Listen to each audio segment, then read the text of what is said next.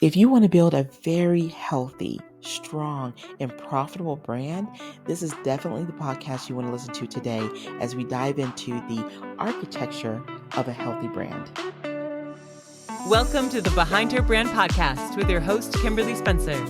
Every week, join Kimberly and her guest for inspiring interviews with passionate business builders, corporate leaders, and catalysts of change. Plus, we will be sharing business and career building strategies and tools that you can use to grow. So let's dive into today's episode. Hey everyone, and welcome to another Behind Her Brand podcast. I am your host, Kimberly DeShields-Spencer. And today we are going to talk about your house. Not your actual house, but we're going to talk about your branding house, the architecture of what it is that you're building. And what made me think about this was my husband and I are in the process of looking for another home. And when you go in, you're always looking at the bones. You're looking at how it's structured. Does it look good? Does it seem safe? You look at all the different things that make you feel like this could be like your home, right? And so it's the same thing when it comes to your brand. When people decide to work with you, they want to feel safe in their decision. They want to feel like they made the right decision. They want to feel like this is my place to be. This is where I'm going to get my solutions. This is where I'm going to be able to grow, be challenged, whatever it is that you do. When they come to your brand, they want to feel confident and good. On the other side of that, you should want to feel confident and good in what it is you're building. And so what I want to do is kind of walk through 5 key areas that really and truly helps you build a very strong architecture foundation, if you will, for your brand. Okay. Now, the first thing is your brand vision. And I know vision's always talked about and should be when it comes to business. So what I want to challenge you to do when you're thinking about your brand vision is to ask yourself, really, what is it that you want to build? Like oftentimes I hear people say, I want to have a great launch. I want to have a successful product. I want my products nationwide. I want all these different things. And those are really great goals, but those are components of a bigger vision. Like, are you trying to build the kind of business brand that you can leave to your families? Are you trying to build legacy? Are you trying to build the kind of brand that will be able to allow you to open up a nonprofit down the road that helps support what you're doing? I'm like, really think about the big picture of what it is that you really want to build. Like when I got into business, I remember saying that I wanted the kind of business that would really give me flexibility to be the kind of mom and wife that I wanted to be. I did not want an 8 to 5, not that there's anything wrong with that, but for me personally, I didn't want that only because I really like the idea of really going to, I know it sounds crazy, but those early morning school things that I know some parents like dread going to, and some love it. But I wanted to be present. I wanted to be able to travel. I wanted to be able to really be in my creativity. So there's a lot of things that I wanted to do. So for me, time freedom was very important. Okay. I wanted to be able to have the freedom to create multiple businesses if that's what I so choose.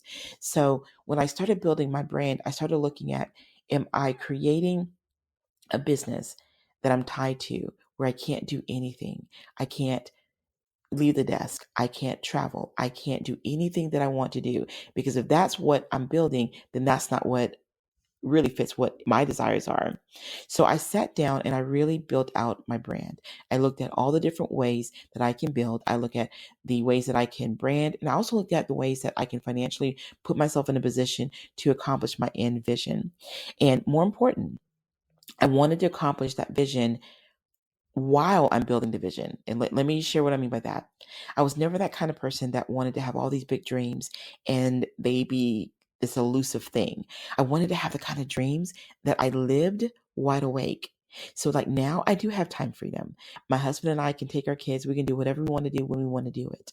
But that came with a lot of work. It came with being clear on what it is that I'm building. Okay. And we're still continuing to build because we're having new dreams, new visions, new goals to achieve. But for you, I want to encourage you, be very clear on what it is you're building, because when you're clear on that, everything you do should support that dream. Okay. Next, mission. Here's the thing with mission, because sometimes I feel like it gets kind of dried out, if you will. Like when people say, what's your mission statement? And people say it, and then it's like it doesn't really anchor their business. I'm going to challenge you to really think about what your mission is. Like, what is it you actually need to do to make your vision a reality? And so I'm going to break it up into a framework of like the who, what, when, where, how. And so, part of that is the how. Okay. And part of that is the what. So answer those two questions when it comes to what is it that you are going to do? And then also part of your mission, put in there how you plan to do that, which I know is not often taught. Because here's the thing, when you're on a mission, I liken it, and maybe because my parents are both military, like you're on a real mission. You're on a mission to build something. You're on a mission to accomplish something. So how are you going to do that? And what exactly are you going to be doing? When you answer those questions, it anchors your vision a lot more securely. Okay. Next, think about your audience. Now, here is something I'm going to share that I know is going to sound so opposite of what you hear. So often we're taught to create an avatar, right? Your ideal client. And depending on the different businesses, that fits perfectly. But that does not fit every single business.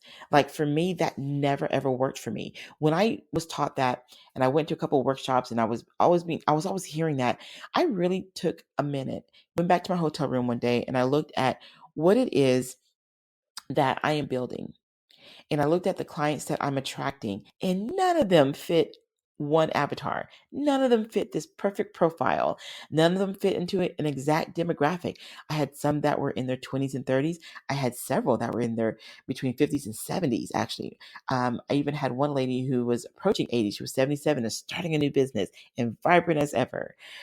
Everybody was different in income bracket.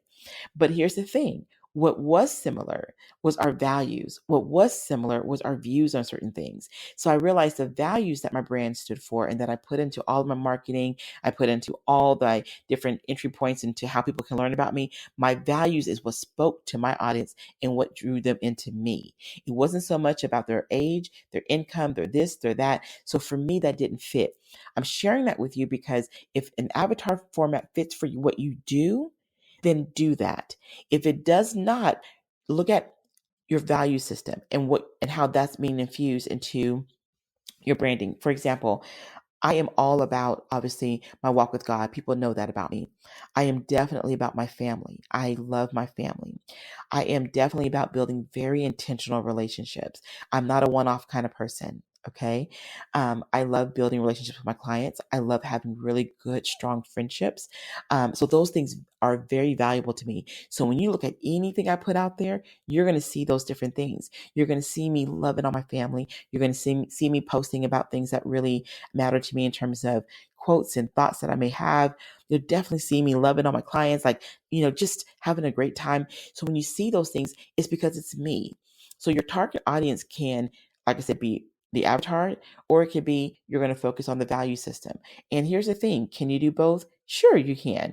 But when you're working on identifying your audience, just make sure that what you're putting together clearly speaks to the people that you are going to be attracting. You're not attracting just one person, you're attracting a body of people. Okay. So, another caveat to that is make sure. Actually, you know what? Let me pause. Let me pause. I'm gonna say the last part on the fifth one here. Okay. So the next thing is your positioning. Make sure that your audience understands the benefits of what it is that you have to offer. If you're a photographer, why is it beneficial for someone to hire you? If you're a graphic artist or a designer, however you want to say it, what is the benefit of working with you? Like, how are you positioning your brand? Because here's the thing. Yes, markets are crowded. Yes, there's a lot of people that are doing what you're doing, but you know what? You cut through the noise by how you're positioned. You cut through the noise by what it is you're saying. You cut through it by how you're visually putting your information out there. So you can easily cut through the noise by how you are positioned. So think about that. How are you positioning yourself? Are you being who you are? Or are you trying to be like everyone you're seeing? Like, I absolutely love the brands that have the most personality because they may do exactly what some people do in their industry. But when I see someone who are just so comfortable in who they are and they're not trying to be not anything or anyone that they're not, it comes through in what they put out there. So look at your positioning and review that when you're building or if you're scaling up. The last thing is messaging. What are you actually saying to your customer? And this goes back to what I was getting ready to say earlier, that making sure that you're speaking their language, that you're speaking to the solutions they're seeking, that you're speaking in a way that they're saying, you know what, that's my person.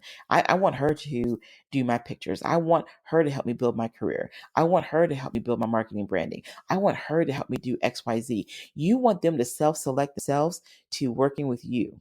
period. And they do that through your messaging. What is it you're saying? What is it you're putting out there? What is it that you are doing in your positioning that complements the messaging? I'll tell you this, how powerful messaging is. I share with you guys that obviously I mentioned I was a Christian and I believe in God, but I also attract many people that don't believe in what I believe in, but they still are attracted to my messaging. They're still attracted to what it is I have to offer, and they're not offended that we don't have the same belief systems. That's why messaging is so key. When you speak to the solutions and you speak to the heart of what the people that you're trying to attract want to hear, want to see, and want to know, people will be drawn to you. They may not be like you. They may not have everything that you value or believe in everything that you believe in. But if they feel like you're their solution and they feel like, you know what she's saying, I get what she's saying. Oh my God, I relate to you. And, or what she's putting out there, man, I love it. I got to be a part of that. If you're accomplishing that, you're bringing in your audience. So you can see how all of this loops together. And when you're bringing in your audience, you're able to accomplish your mission and you're able to also fulfill your vision. So you can see how all these components work together. Your brand vision, your mission, your target audience, your positioning, and your messaging. Put all those together and you're going to build a very healthy brand. Okay? So I hope this was helpful to you.